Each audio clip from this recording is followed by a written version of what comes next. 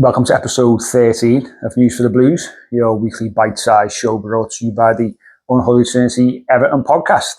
And I'm a little bit early this week due to a prior engagement tomorrow down in London. So I'm going to have to do it before David Moyes' pre-match press conference where he previews our trip to the Emirates Stadium to face current league leaders and potentially champions-elect Arsenal. Which obviously is a very, very tough game. But still, there's still a few bits and pieces to cover on today's show. You probably noticed, those who are watching on YouTube, I've got exactly the same shirt behind me as I had for the last show, which was prior to the Newcastle away win. Since then, obviously, we beat Newcastle, we beat Burnley. So I've gone a little bit superstitious and kept the same shirt there. Now, it's been up since that game. My wife's going absolutely ballistic because I won't take it down. It's in the living room. It's on the mannequin, on the table, and I will not move it because, as I say, I've gone a little bit superstitious. So it's been there for around about 2 weeks now, and it's staying there.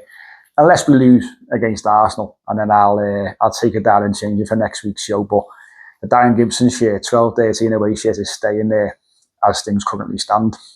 But let's crack on. Obviously, the players have been away, a little bit of warm weather training to Portugal. Should have been going off to the Middle East, but obviously, with the current situation over there, they had to change the plans. But they went off to Portugal. Hasn't been much or any footage, to be honest with you, in regards to what happened over there. No training videos, nothing like that. A little bit strange.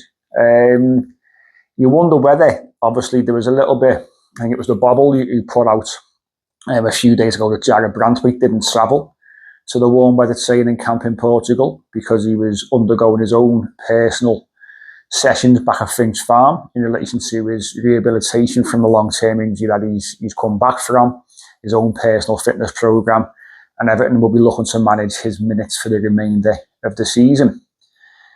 As an Evertonian, you always feel that there's something more to it. Obviously, David Moyes, I'm sure, will be asked about it tomorrow. Does it mean that we will not see Jarrad Branthwaite against Arsenal? Who knows, potentially.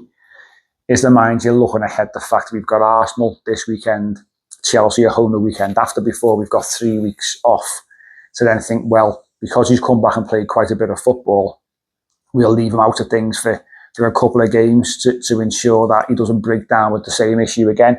I think obviously we always think the worst, don't we, in these kind of situations, and is he having a similar issue?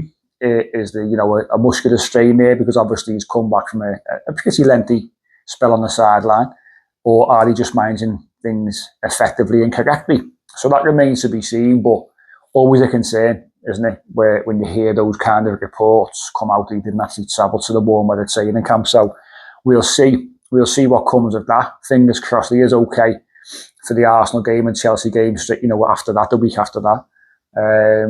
But we've been there before in terms of having to play different players at centre-half and bring players in and things like that. Maybe it's just going to be a little bit of a short spell of rehabilitation for him, depending on if there is any issue there.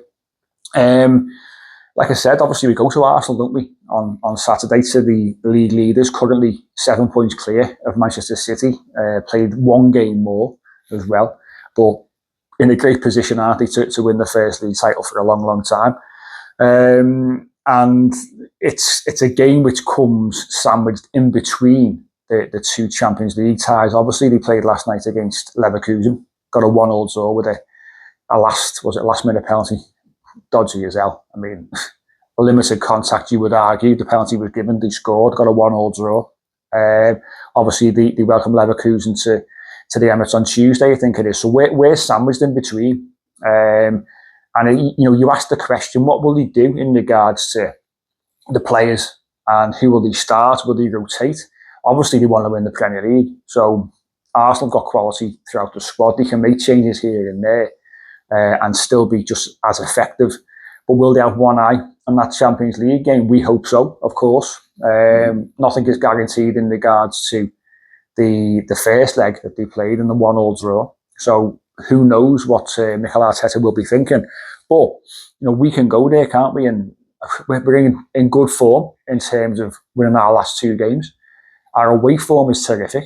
I think we played 14 away games so far this season, 7 victories, or 50% win rate there. We're joint third in regards to away points achieved this season, alongside Manchester City, only Chelsea and Arsenal above us, which it's just fabulous form, isn't it? If you said you'd go away from home this season, you'd have a 50% win ratio, you'd take that any day of the week. We know the home form was what's let us down a little bit this season.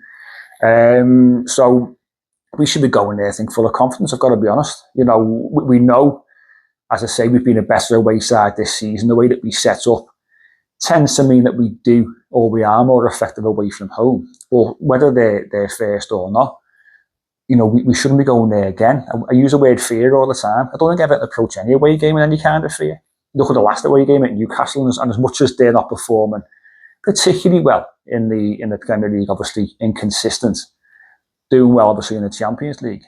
We went there, we got pegged back a couple of times and went down there and scored. So I think that we are a confident side away from home, and we should enter that game, I think, with bags of confidence. Can we come away with the point?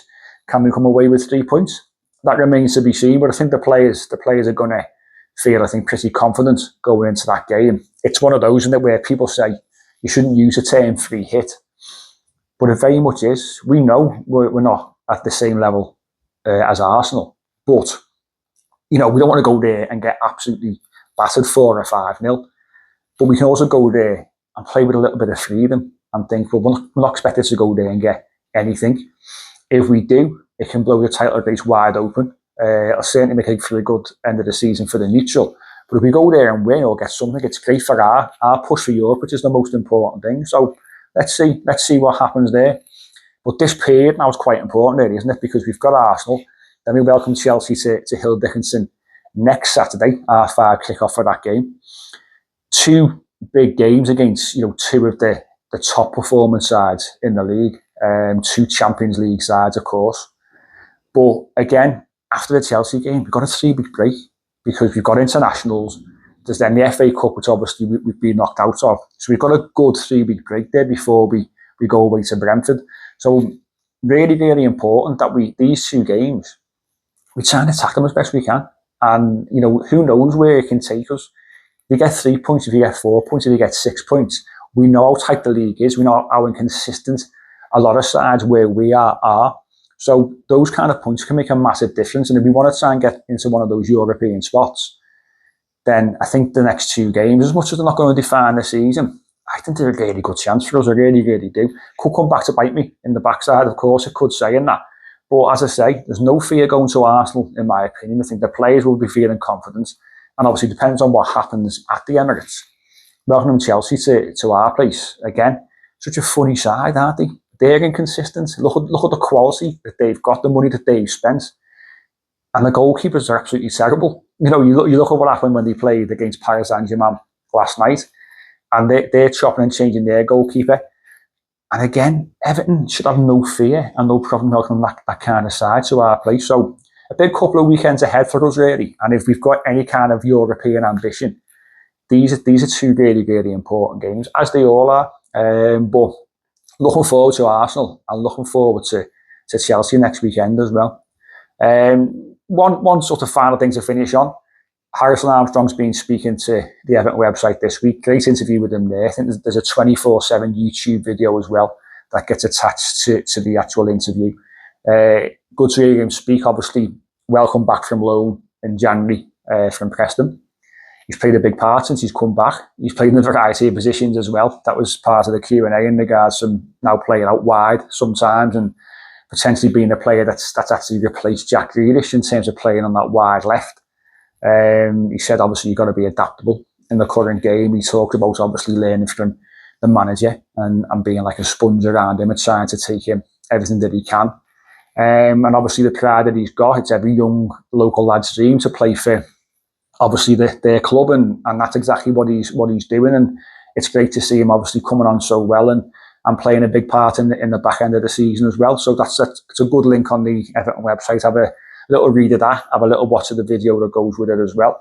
And that's me for today. Pretty short, as always. But we await that David Moyes press conference tomorrow before they do travel down to London for the Arsenal game, which is a 5:30 kickoff now, obviously on Saturday, moved from the Sunday because of Arsenal's European match on Tuesday. Fingers crossed that we can go there and get something.